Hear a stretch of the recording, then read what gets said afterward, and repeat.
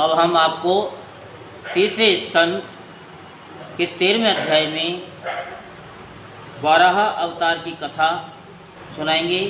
सो आप सभी ध्यानपूर्वक सुनेंगे, जिसके सुनने मात्र से आपकी सभी मनोकामनाएं पूर्ण होंगी। श्री सुखदेव जी ने कहा कि राजन मुनिवर, मित्र जी के मुख से ये परम पुण्यमयी कथा सुनकर विदुर जी ने फिर पूछा, क्योंकि भगवान की लीला कथा में इनका अत्यंत अनुराग हो गया था। विदुर जी ने कहा, मुनि, स्वाम्भु ब्रह्मा जी के प्रिय पुत्र महाराज स्वाम्भु मनु ने अपनी प्रिय पत्नी शत्रुपा को पाकर फिर क्या किया? आप साधु शिरोमणि हैं, आप मुझे आदिराज राजऋषि स्वाम्भु मनु का पवित्र चरित्र सुनाइए। वे श्री विष्णु भगवान के शरणापन्न थे, इसलिए उनका चरित्र सुनने से में मेरी बहुत श्रद्धा है।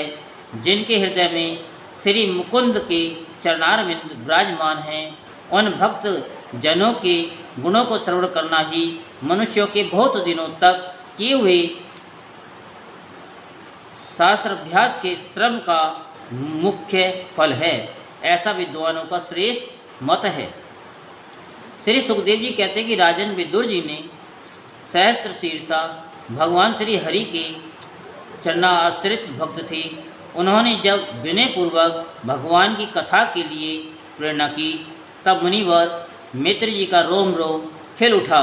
उन्होंने कहा कि जब अपनी भार्या शत्रुपा के साथ स्वाम्भु मनु का जन्म हुआ, तब उन्होंने बड़ी नम्रता से हाथ जोड़कर श्री ब्रह्मा जी से कहा कि भगवान एकमात्र आप ही समस्त जीवों के जन्मदाता और जीविका का प्रदान करने वाले पिता हैं।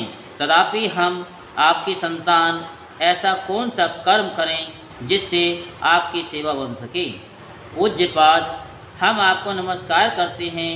आप हमसे हो सकने योग्य किसी ऐसे कार्य के लिए हमें आज्ञा दीजिए, जिससे इस लोक में हमारी सर्वस्व कीर्ति हो और परलोक में सद्गति प्राप्त हो सके।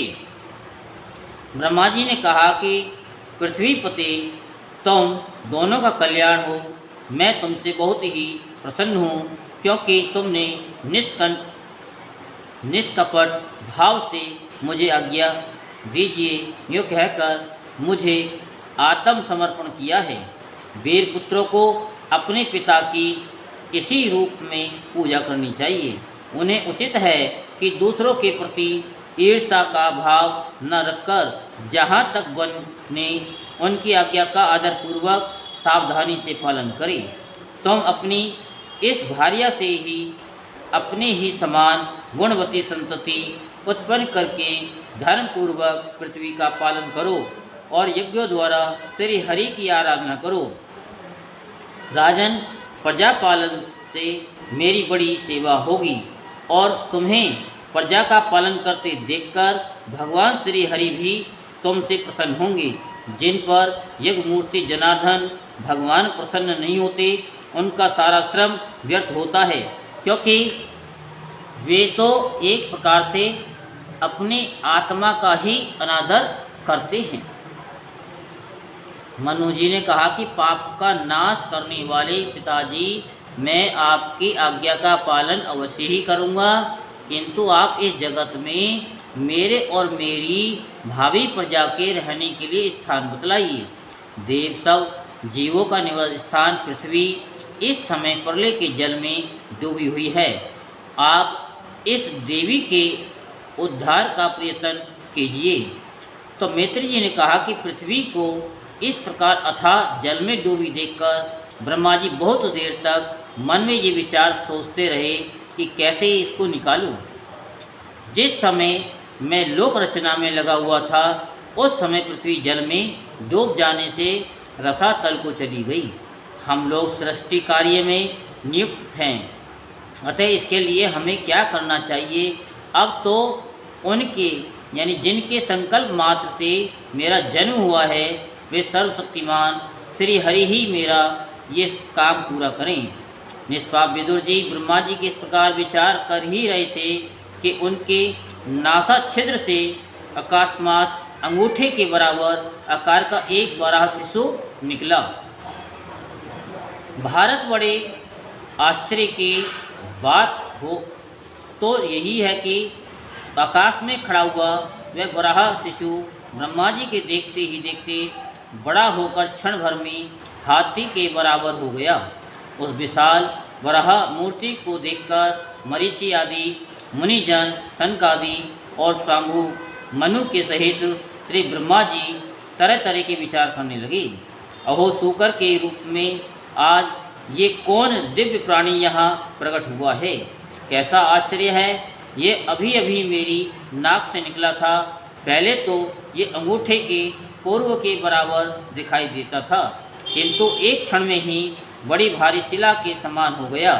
अवश्य ही ये मूर्ति भगवान हम लोगों के मन को मोहित कर रही हैं। ब्रह्मा जी और उनके पुत्र इस प्रकार सोच ही रहे थे कि भगवान यज्ञ पुरुष पर्वताकार होकर गर्जने लगी। सर्वशक्तिमान श्री हरि ने अपनी गर्जना से दिशाओं को प्रतिध्वनित करके ब्रह्मा और श्रेष्ठ ब्राह्मणों को हर्ष से भर दिया। अपना खेद दूर करने वाली माया में वराह भगवान की घुरघुराहट को सुनकर वे जल लोक, तप लोक और सत्यलोक निवासी मुनिगण तीनों वेदों के परम पवित्र मंत्रों से उनकी स्तुति करने लगे। भगवान के स्वरूप का वेदों में विस्तार से वर्णन किया गया है। अतः उन मुनीश्वरों ने जो स्तुति की उसे वेद रूप मानकर भगवान बड़े प्रसन्न हुए और एक बार फिर गरज कर देवताओं हित के लिए गजराज की सी लीला करते हुए जल में घुस गए। पहले वे शूकर रूप भगवान पूंछ उठाकर बड़े वेग से आकाश में उछले और अपनी गर्दन के बालों को फटकार कर खुरों के आघात से बादलों को छितराने लगे।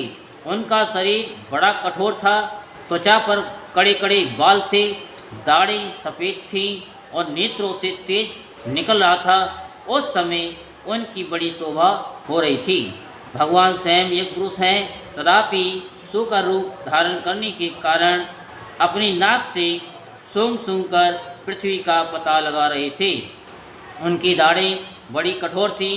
इस प्रकार यद्यपि वे बड़े क्रूर जान पड़ते थे, तथापि अपनी स्तुति करने वाली मरीचि आदि मुनियों की और बड़ी सौम्य दृष्टि से निहारते हुए उन्होंने जल में प्रवेश किया। जिस समय उनका वज्र में पर्वत के समान कठोर कलेवर जल में गिरा, तब उसके वेग से मानो समुद्र का पेट फट गया और उसमें बादलों की गड़गड़ाहट के समान बड़ा भीषण शब्द हुआ। उस समय ऐसा जान पड़ता था मानो अपनी उताल तरंग रूप भुजाओं को उठाकर वह बड़े आर्त स्वर से हे यज्ञेश्वर मेरी रक्षा करो, इस प्रकार पुकार रहा है। तब भगवान एक मूर्ति अपने बाण के समान पैनी खुरों से जल को चीरते हुए उस अपार जल राशि के उस पार पहुँचे। वहाँ रसातल में उन्होंने समस्त जीवों की आश्रयभूता पृथ्वी को देखा, जिसे कल्पांत में शयन करने के लिए उद्धत श्री हरि ने स्वयं अपने ही उदर में लीन कर लिया था। फिर वे जल में डूबी हुई पृथ्वी को अपनी दाढ़ों पर लेकर रसातल से ऊपर आए। उस समय उनकी बड़ी शोभा हो रही थी। जल से बाहर आते समय उनके मार्ग में विघ्न डालने के लिए महापराक्रमी हिरण्याक्ष ने जल के भीतर ही उन पर गदा से आक्रमण किया। इससे उनका क्रोध चक्र के समान तीक्ष्ण हो गया और उन्होंने उसे लीला से ही इस प्रकार मार डाला जैसे सिंह हाथी को मार डालता है। उस समय उसके रक्त से थूथनी तथा कनपटी सन जाने के कारण वे ऐसे जान पड़ते थे मानो कोई गजराज लाल मिट्टी के टीले में टक्कर मारकर आया हो। तात जैसे गजराज अपने दांतों पर कमल पुष्प धारण कर ले, उसी प्रकार अपने सफ़ेद दांतों की नोक पर पृथ्वी को धारण कर जल से बाहर निकले हुए तमाल के समान नील वर्ण वराह भगवान को देखकर ब्रह्मा मरीचि आदि को निश्चय हो गया कि ये भगवान ही हैं। तब वे हाथ जोड़कर वेद वाक्यों से उनकी स्तुति करने लगी। ऋषियों ने कहा कि भगवान आपकी जय हो यज्ञपति, आप अपने वेदत्रयी रूप विग्रह को फटकार रहे हैं, आपको नमस्कार है। आपके रोमकूपों में संपूर्ण यज्ञ लीन है। आपने पृथ्वी का उद्धार करने के लिए ही ये शुकर रूप धारण किया है। आपको नमस्कार है। देव दुराचारियों को आपके इस शरीर का दर्शन होना अत्यंत कठिन है, क्योंकि यह यज्ञ रूप है। इसकी त्वचा में गायत्री आदि छंद, रोमावली में कुश और नेत्रों में घृत तथा चारों चरणों में होता है अथर्वयु, उद्गाता और ब्रह्मा। इन चारों ऋतुजों के कर्म हैं। ईश आपकी थूतनी, मुख के अग्रभाग में सुर्ख, नासिका छिद्रों में सुरवा है, उदर में ईड़ा यज्ञ भक्षण पात्र है, कानों में चमस है, मुख में प्राशित्र ब्रह्म भाग पात्र है और कंठ छिद्र में ग्रह सोम पात्र है। भगवान आपका जो चवाना है वही अग्निहोत्र है। बार बार अवतार लेना यज्ञ स्वरूप आपकी दीक्षणीय इष्टि है। गर्दन उपसद 3 इष्टियाँ हैं, दोनों दाढ़ें प्रायणीय, दीक्षा के बाद की इष्टि और उदयनीय, यज्ञ समाप्ति की इष्टि, जिह्वा परवड़े। प्रत्येक उपसद के पूर्व किया जाने वाला महावीर नामक कर्म है। सिर सभ्य होम रहित अग्नि और आप सत्य औपसानिक है तथा प्राण चिति है। देव आपका वीर्य सोम है। आसन बैठना प्रातः सवनादि 3 सवन है। सातों धातु अग्निष्टोम, अत्य अग्निष्टोम, उक्त षोडशी वाजपेय, अतिरात्र और आपतौर याम नाम की 7 संस्थाएँ हैं तथा शरीर की संधियाँ जोड़ संपूर्ण सत्र है। इस प्रकार आप संपूर्ण यज्ञ सोम रहित याग और क्रतु सोम सहित याग रूप है। अनुष्ठान आदि रूप इष्टियाँ आपके अंगों को मिलाए रखने वाली मांसपेशियाँ हैं। समस्त मंत्र देवता द्रव्य यज्ञ और कर्म आपके ही स्वरूप हैं।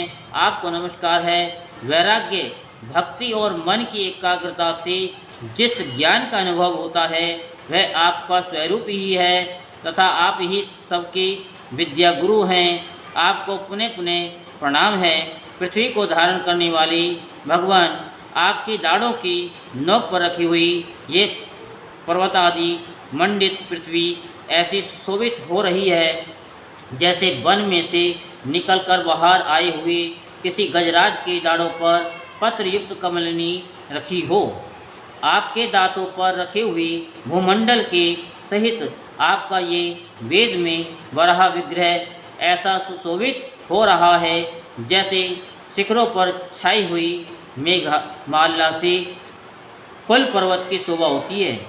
नाथ चराचर जीवों के सुखपूर्वक रहने के लिए आप अपनी पत्नी इन जगन माता पृथ्वी को जल पर स्थापित कीजिए।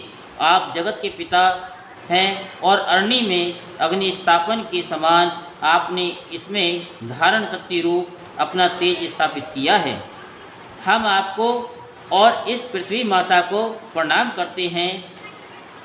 प्रभु रसातल में डूबी हुई इस पृथ्वी को निकालने का साहस आपके सिवा और कौन कर सकता है। किंतु आप तो संपूर्ण आश्चर्य के आश्रय हैं। आपके लिए ये कोई आश्चर्य की बात नहीं है। आपने ही तो अपनी माया से इस आश्चर्य में विश्व की रचना की है।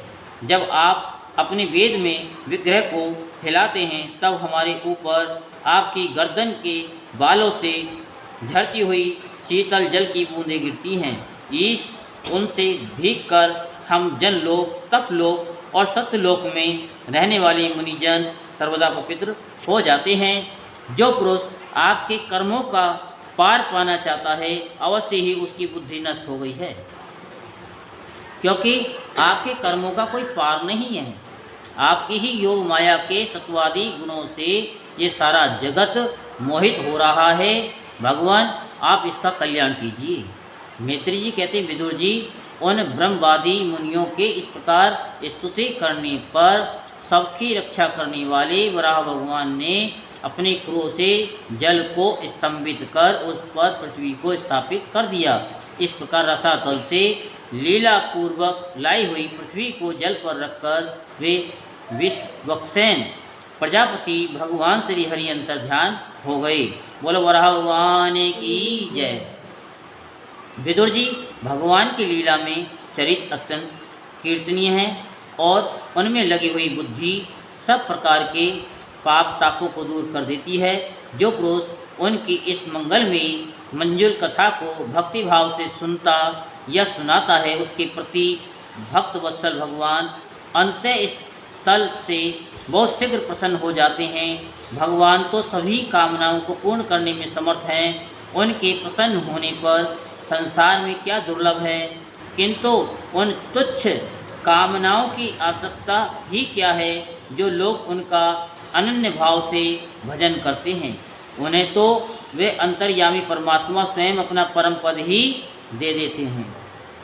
अरे संसार में पशुओं को छोड़कर अपने पुरुषार्थ का सार जानने वाला ऐसा कौन पुरुष होगा जो आवागमन से छुड़ा देने वाली भगवान की प्राचीन कथाओं में से किसी भी अमृतमयी कथा का अपने कर्णपुटों से एक बार पान करके फिर उनकी ओर से मन हटा लेगा।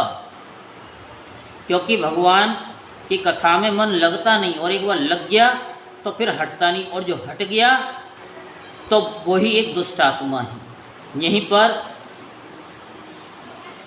श्री मद्भागवत महापुराण का जो 3रा स्कंद का 13वां अध्याय संपूर्ण होता है। बोल वृंदावन बिहारी लाल की जय।